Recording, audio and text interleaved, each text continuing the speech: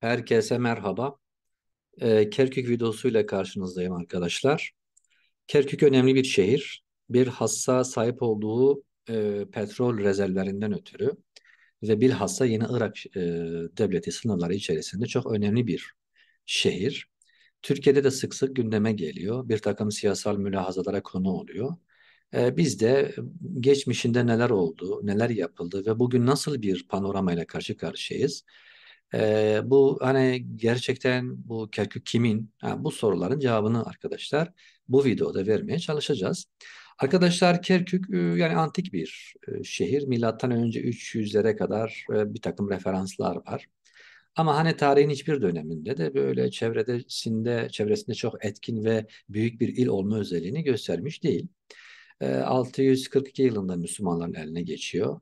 Değişik İslam devletlerinin egemenliği altında kalıyor. 516 yılında arkadaşlar Osmanlı'nın denetimine giriyor. Bu tarihten önce de sonra da Safevilerle Osmanlıların çatışma alanı olan bir bölge. Bazen el değiştirdiği de olmuştur arkadaşlar. Ve 1918'e kadar da Osmanlıların denetiminde kalıyor. 1918 yılında arkadaşlar İngilizlerin denetimine geçiyor bölge.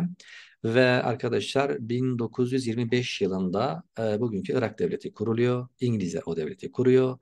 1926 yılında da Kerkük'ü buraya bağlıyorlar. Çünkü Kerkük arkadaşlar önemli bir rezerve sahip, petrol rezervine sahip.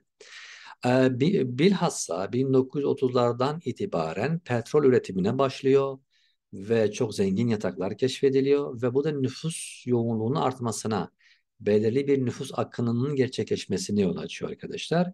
İşte tam bu noktada Irak devleti yıllarca sürecek bir politikayı yürürlüğe sokuyor. O da şu, Kerkük bölgesini Kürtlerden arındırma ve burayı Araplaştırma. Kürtlerden ve bir miktar da Türkmenlerden arındırma ve Arap nüfusu buraya yerleştirme.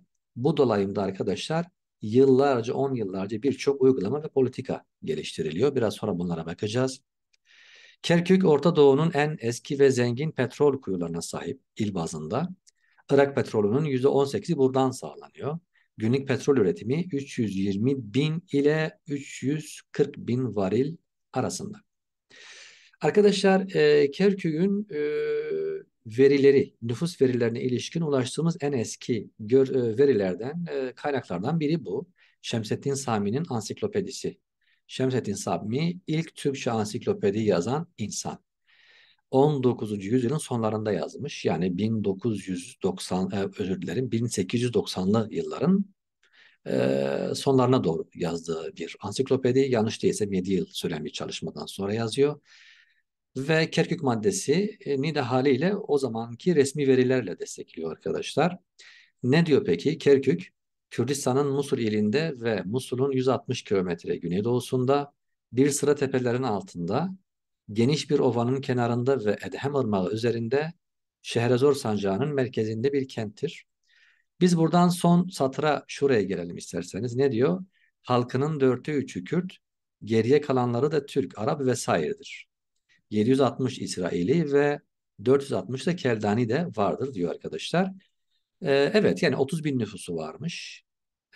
Ne zaman? 20. yüzyıla girerken. Demek ki neymiş arkadaşlar? Kerkük'ün dörtte üçü Kürt, dörtte biri de geri kalan unsurların tamamıymış. Bunu kim söylüyor? Şemsettin Sami ilk Türk ansiklopedicisi ve bunu da dönemin resmi verileriyle bize sunuyor. Uzun bir tarih boyunca Kerkük'te Kürtler, Araplar ve Türkmenler yaşamıştır. Keza Keldani, Süryani ve Ermeni gibi gayrimüslim unsurlar da yine yaşamışlardır. Biraz önce gösterdik zaten.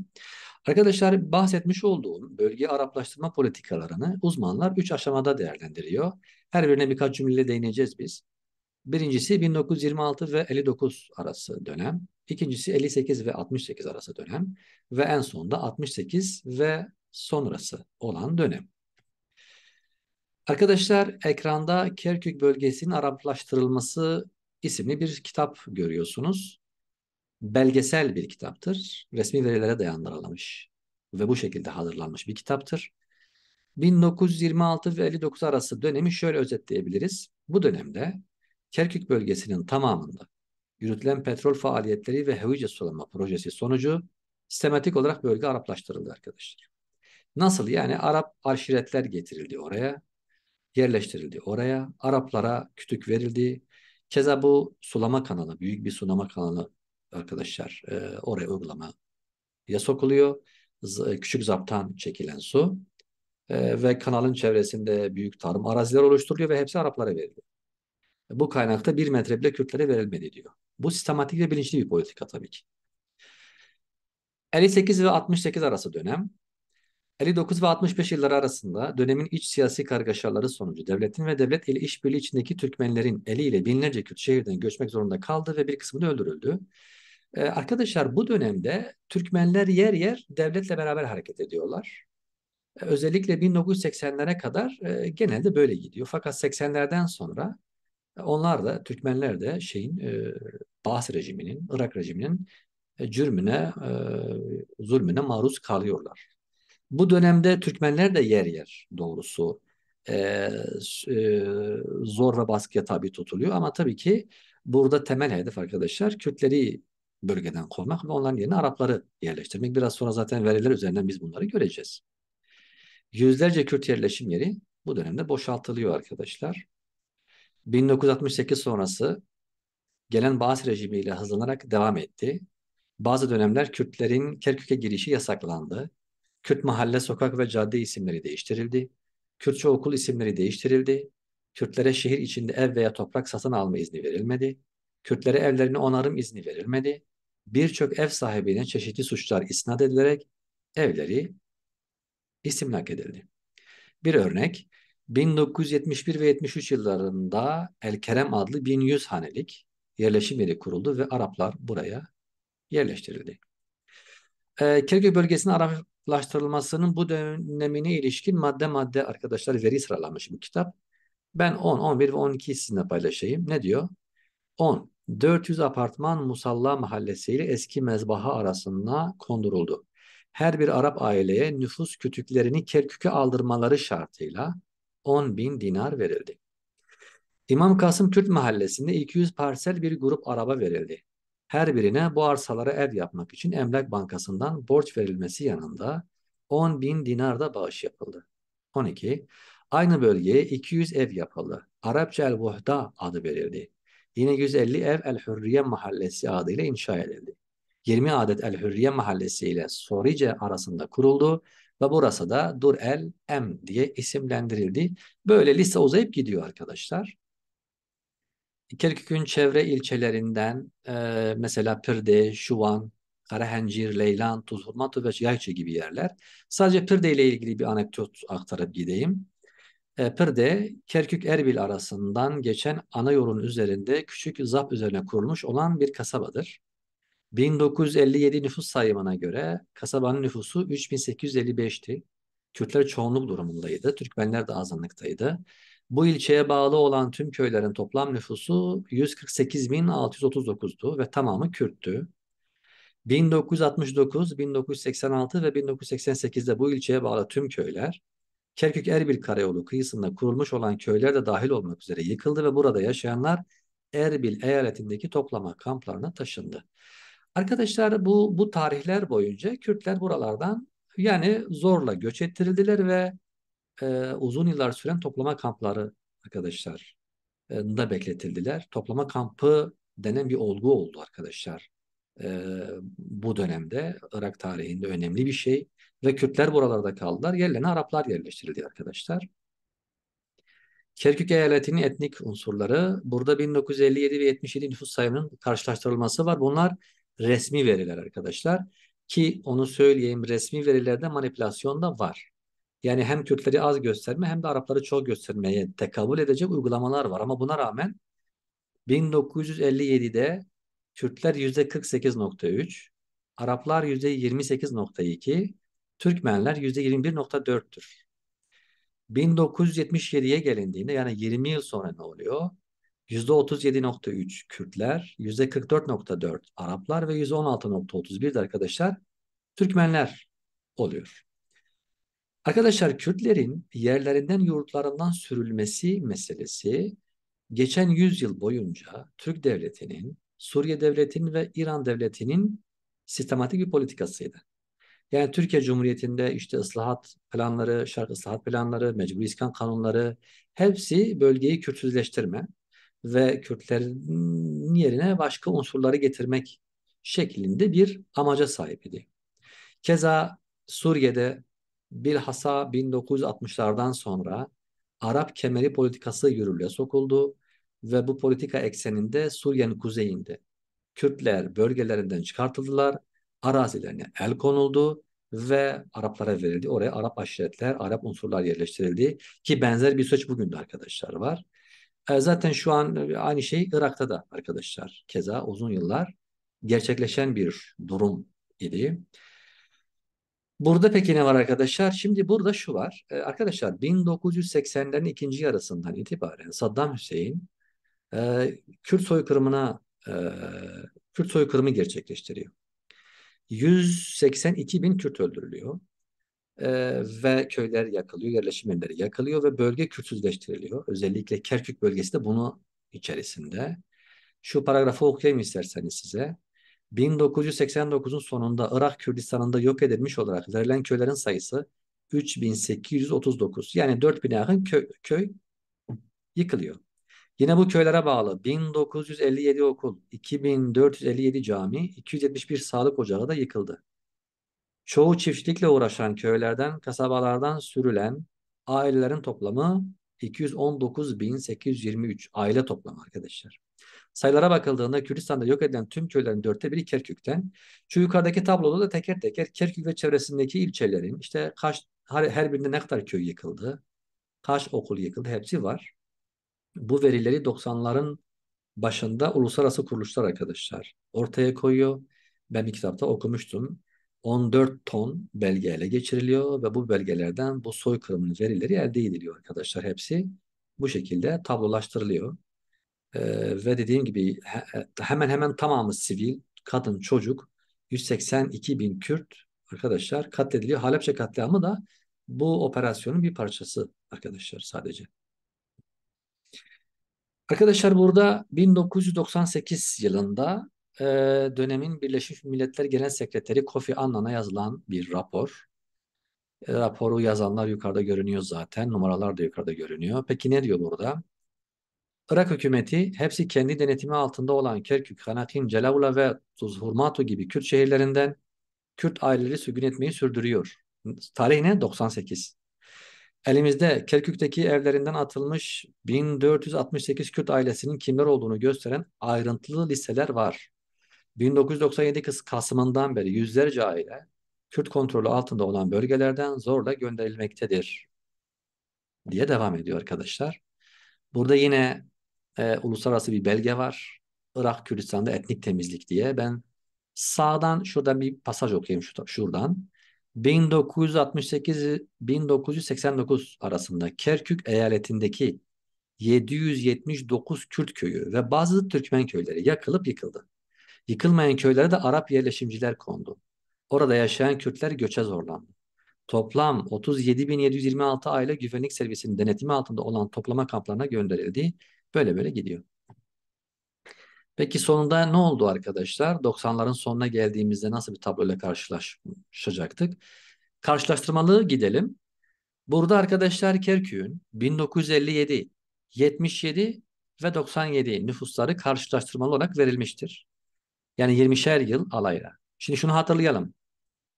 100 yılın başında dörtte üçü Kürt olan bir yerleşim yerinden bahsediyoruz. Dörtte üçü Kürt ve dörtte biri de diğerlerinin tamamı. 57'ye geliyoruz. Kürt yine daha fazla. 187 bin. 109 bin Arap. 83 bin Türkmen. 1977'ye gelelim. Ortadaki sütun Arap sütunu birinci oldu. 218 bin Arap. 184 bin Kürt. 80 bin Türkmen. Ve 97'ye gelelim. Sütun uçtu arkadaşlar. Arap sütunu. 544 bin Arap. 155 bin Kürt ve 50 bin Türkmen. İşte arkadaşlar Kürt bölgesinin, Kerkük bölgesinin Araplaştırılması dediğimiz şey bu. Kabaca, kısaca bu arkadaşlar. Şimdi tabii Türkiye'de olay her zaman Kürtler üzerinden okunuyor. Yani Kerkük'te ne olursa olsun yeter ki Kürtler orada egemenlik kazanmasın. Bütün mesele bu. Kazandığında ne oluyor? Şöyle oluyor. Türk diyarı Kerkük elden gidiyor. Yani Kerkük kimin denetimine girerse girsin sıkıntı yok. Ama olur da Kürtlerin denetimine girerse elden gidiyor. Başlıklara atılıyor. Arkadaşlar biraz önceki veriyle de gördünüz. Yüz binlerce Kürt oralardan sürülmüş. Bu Kürtler bazen yurtlarına geri dönerlerken Türkiye'de bu nasıl haberleştiriliyor? İşte geldiler, başkalarının toprağına kondular, çapula geldiler, çapulcu oldular, tapularla oynadılar gibi dezenformatif ve yalan haberler üretiliyor. Nitekim bu yalan haberlerden etkilenen bu görseldeki vatandaş Kerkük'ü hiçbir güç Kürtleştiremez diyor. Halbuki 100 yıl öncesine giderse zaten dörtte üçü Kürttür. 120 yıl öncesine giderse.